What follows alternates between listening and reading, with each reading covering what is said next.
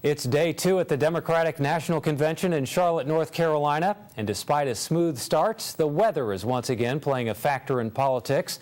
Last week, Isaac forced the Republicans to cancel day 1, and now rain will alter the Democrats' plans.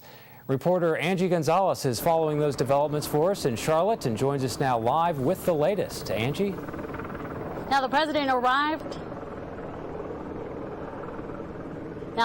arrived here earlier this afternoon around 2:45 p.m. and earlier in the day the DNC made a major announcement. Hopefully you've heard of it, but if you haven't, here it is.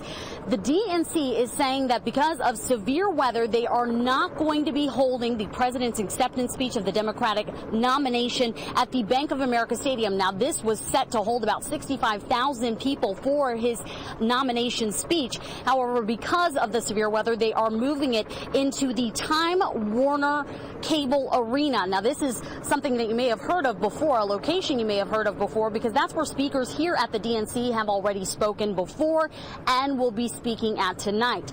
Now, one of the major speakers tonight, the headliner, in fact, former President Bill Clinton. Some of the other names you may have heard of that are speaking tonight: Senator Charles Schumer of New York, Nancy Pelosi, and Sandra Fluke, the Georgetown University student that recently made headlines after she was called, quote, a slut by Rush Limbaugh for testifying on Capitol Hill about birth control.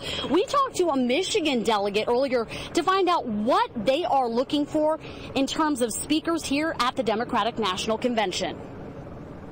I think Michigan, I think traditionally it's a blue state, but you know, our opponent is from Michigan, and I think, you know, the race is tight there. I think the president, I know in my heart he'll pull it out, but that doesn't mean we can sit on our laurels. We have to get out, and we're still in play.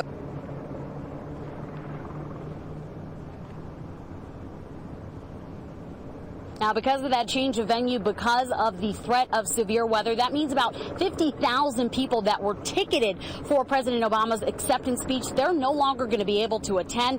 Probably going to be some upset people. But, of course, you don't want to be out there in the rain all day. The president doesn't want you out there all day. They probably don't want to be out in the rain all day as well. They're being told to stay home, to have watch parties and watch the president's acceptance speech, at home. Reporting for WLUC TV 6 in Charlotte, North Carolina, I'm Angie Gonzalez.